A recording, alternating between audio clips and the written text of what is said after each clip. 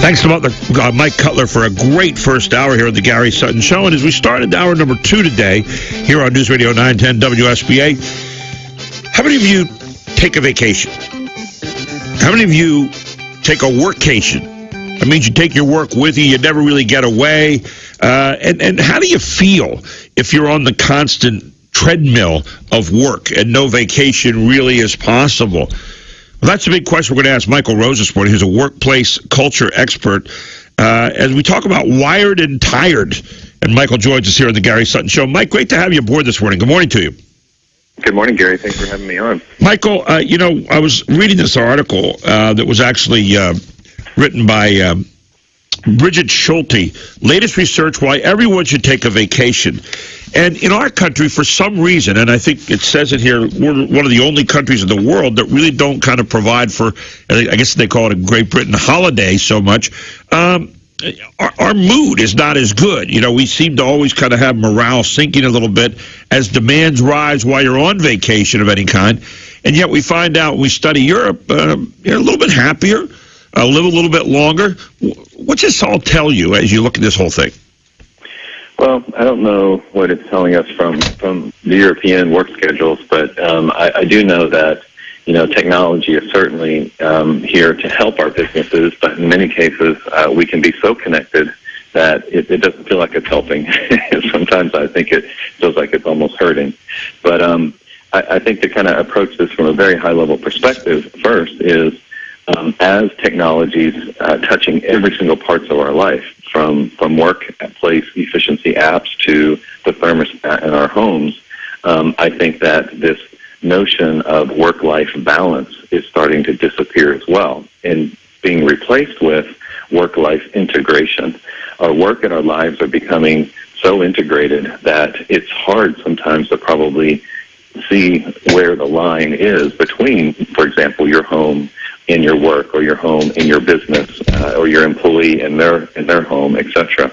And so what I try to do in my company is to really talk a lot about work-life integration and try to find that line and respect that as much as possible. Yeah, it's kind of like you're always on call the way we are right now, and people expect you to. I know somebody the other day called me, and I was out. I actually went to the golf course for the first time yesterday in a month and a half, and someone called me, and I get this frantic call like, pick up, where's your phone? Geez, I need you for something. Well, it turned out not to be something very important, but yet they expected me to be on call. And I deliberately leave my cell phone in my car when I go into like a church or a theater or to the golf course, which is kind of like both those sometimes. And I don't like to be bothered at that point. Short of someone dying or someone into bad shape, if that's happening, I may keep my cell phone handy, but I turn it down. But the point is, I'm not always on call. I want to get away a little bit every now and then. I suspect a lot of other people feel the same way. Absolutely. And because technology, and let's just pick on the smartphone for a minute, because technology and smartphones have become so ubiquitous with our life, you mentioned church. I've gotten accustomed to taking notes in church on my smartphone. Right. I'm not texting. I'm not working. Clearly, I'm listening. I'm engaged. I'm in the moment, but I'm taking notes on my smartphone. Which is fine, yeah. Right. But from that perspective, so it's always with us. So therefore, because I believe there's this work-life integration, it's really up to the employer, for example, to create certain policies in the company to respect those boundaries. And just because you can have immediate access with the touch of a button doesn't necessarily mean that I expect a response. I'll give you an example. In my company, Mojo Media Labs, we're an online marketing agency, a content-driven agency. So the internet never shuts off. So we're working, or at least need to be connected 24/7. I wanted to send an email out to the staff last night. And so one of the things that we've done as a policy in our company that's not an emergency, we put on an email scheduler. So I can create my email, I can schedule it to go out at 8 a.m. this morning. So though I wasn't requesting a response right away, we have created the policy that the email goes out tomorrow at 8 o'clock. I can write it, get it off my mind, get it out the door. Usually I do a lot of my work at night. But yet I'm not distracting them with their email buzzing at 10 o'clock at night. So you're respecting their boundaries, and that's the part that technology has done. It's blurred those boundaries, and unless someone is respectful of that, as you obviously are, then you got a problem. Exactly, and with that in mind, these generations that are coming up, I talk a lot about Generation Y, Generation Z. The oldest age of Generation Z right now is the age of 19. They're getting ready to come into the workforce, if not a lot of them already are. And Generation Z looks at an average of 5 screens a day, and they do this because of the fear of missing out. So because they are so connected, I'm not a huge fan of multitasking, but they have the ability, probably more than anybody, to multitask effectively. So with that, they're more connected than the average person. And I think we as employers want so much, and I have to believe this, want so much to build great cultures in our company where everybody's engaged into the why, the reason why we exist as a company. And I feel very incredibly blessed that in my company we have that.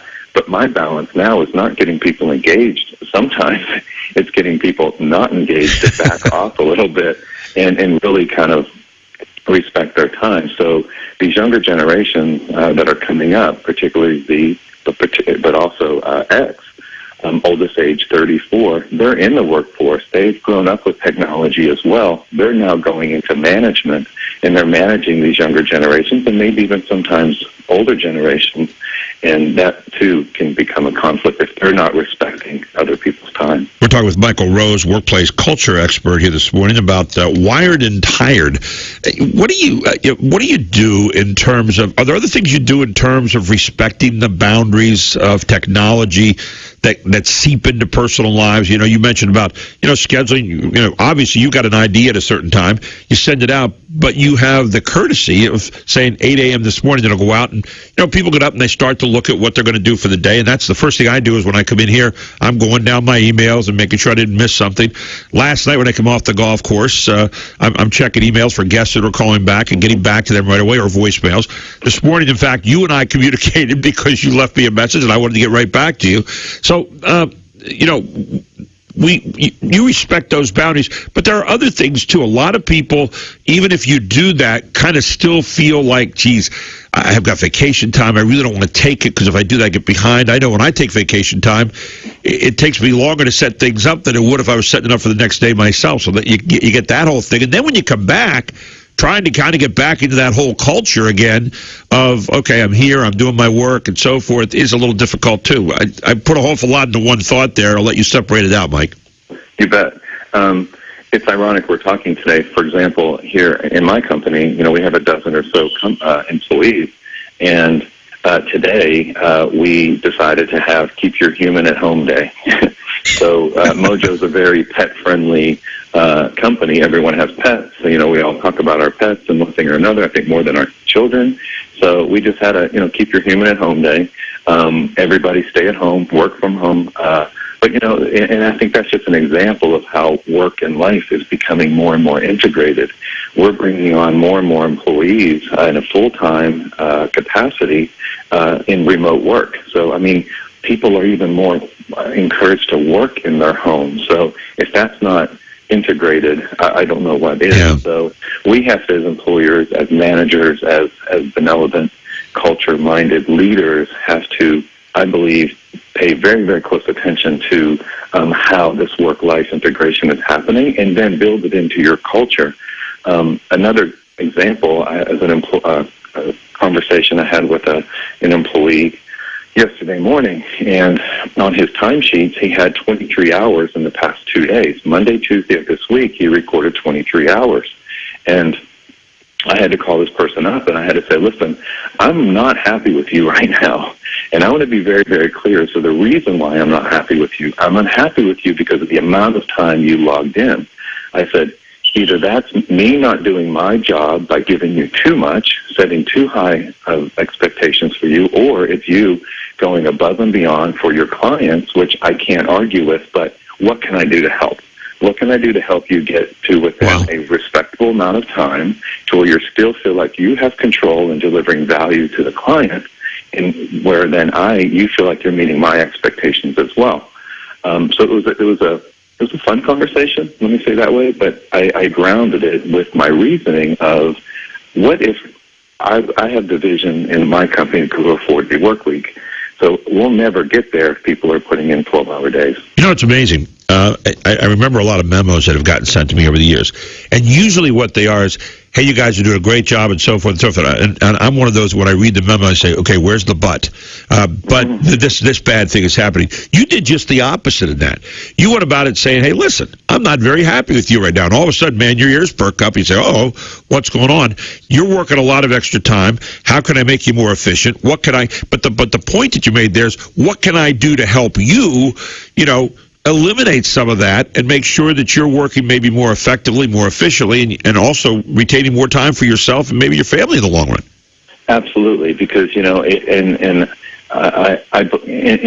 in my company, what we do social media and search engine optimization, and we write a lot of content for our clients in the forms of blogs and videos and infographics and things like that. So I only mention that because that's not a 9-to-5 job. It's almost like working in healthcare. You have to stay on top of, particularly in the areas of social media, Google News alerts, things like that. The news doesn't wait for us.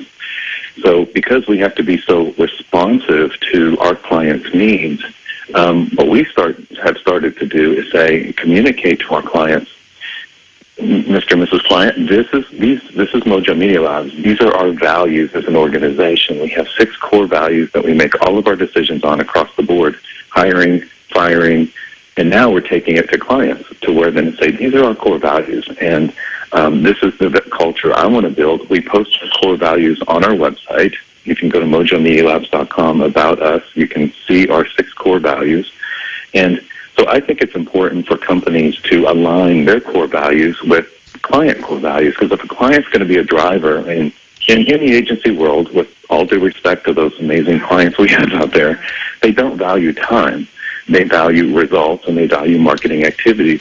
So it's up to us as an agency to be good stewards of our client's budget, but we have to be experts at converting that budget, that money, into time. And the most efficient way we can do that possible requires good culture alignment, as well as writing policies and procedures internally and holding people accountable for those for the right reasons. Yeah, I'm looking at your website right now, mojomedialabs.com, and really an interesting way you go about doing business. I saw something.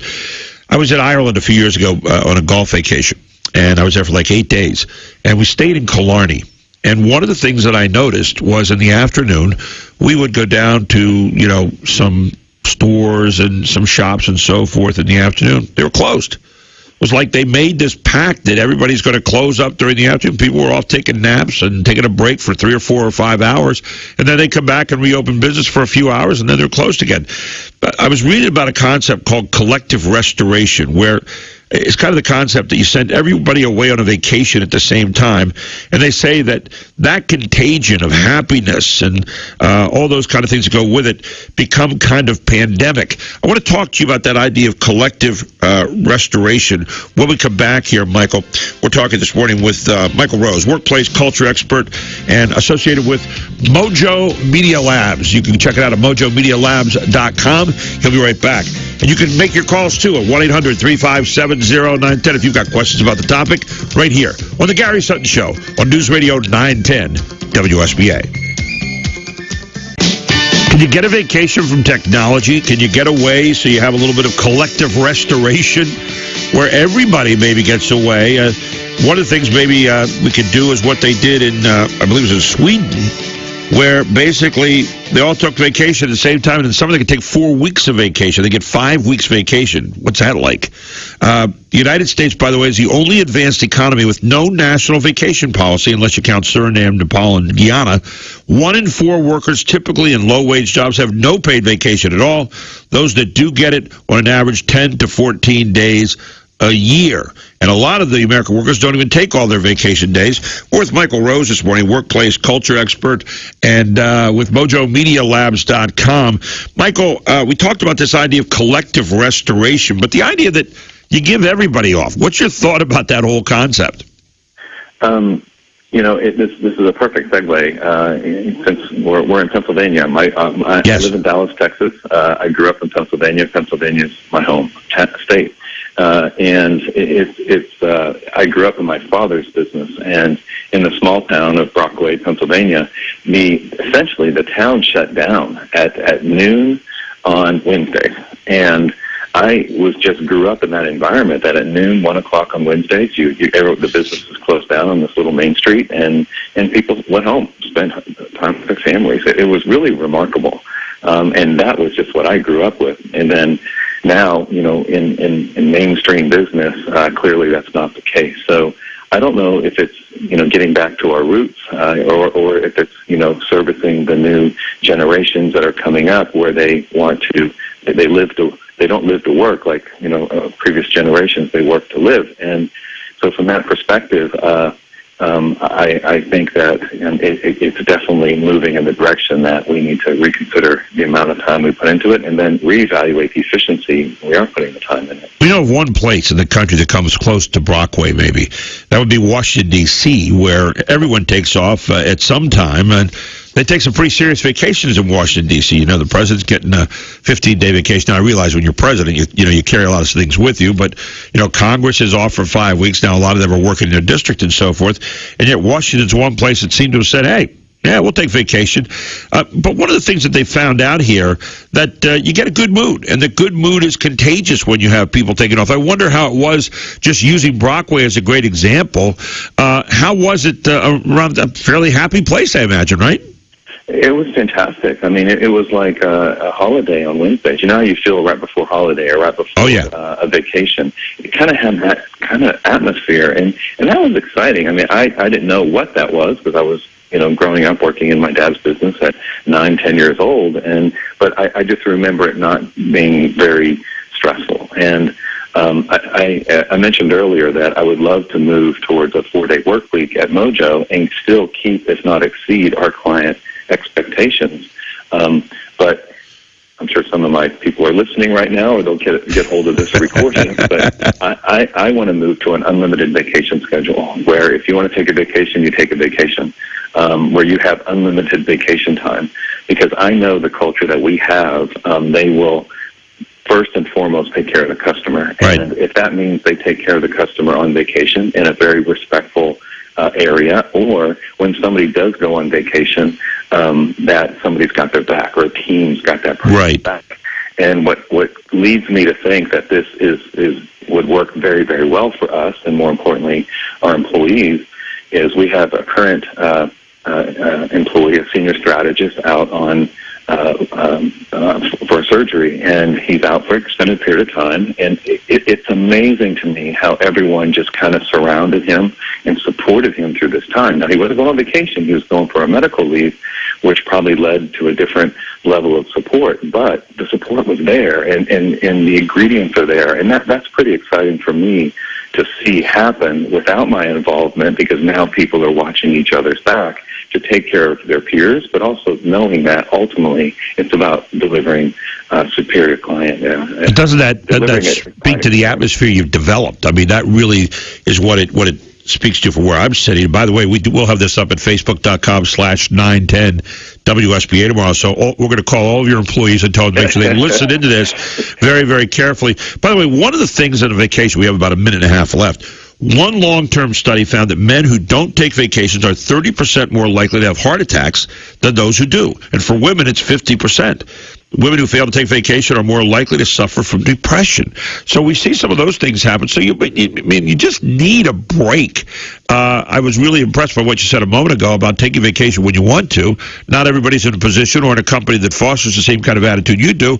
So what would you tell them? We got about a minute to go. You final word. Absolutely. I wrote a book called ROE, Return on Energy. ROE powers ROI. You can find it on Amazon.com. And the reason why I say ROE powers ROI is that it's people over profit. when employers, leaders, managers, they focus on the people first and profit second, amazing things happen. And I'm not saying don't focus on profits. We need profits as an organization so we can hire more people. What I say is it's not that we don't have enough clients, we don't have enough people. And from that perspective, when you start following the ROE, the return on energy methodology, looking at people over profits, some pretty amazing things start to happen within the company and the culture in particular. And the clients appreciate that because I believe it drives customer satisfaction. ROE powers ROI. Check it out on Amazon. Michael, I can't tell you how much fun I've had with you this morning, and we are going to put that up at Facebook.com/910WSBA tomorrow. We will not call your employees, though, but thank you so much for some really interesting thoughts on this, and let's tell everybody, take a vacation every now and then. Get away from it all. Put the phones down. Put the stuff down. You're going to be a lot happier in the long run. Michael, I look forward to our next time soon. It was my pleasure. Mine too. Thank you. Michael Rose with us on the Gary Sutton Show.